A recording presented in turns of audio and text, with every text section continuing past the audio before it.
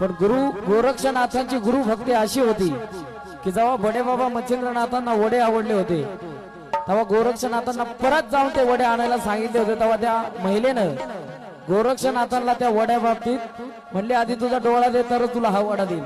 तेव्हा गुरु गोरक्षनाथांनी कुठलाही विचार न करता त्या वड्यासाठी डोळा काढून दिला होता गुरुसाठी। अशी ती गुरु भक्ती होती। पण म्हणून सांगतो गुरु जरी चिरला तरी तो आपल्याला शेवटी माय बाबा आणि तोच जवळ करतो।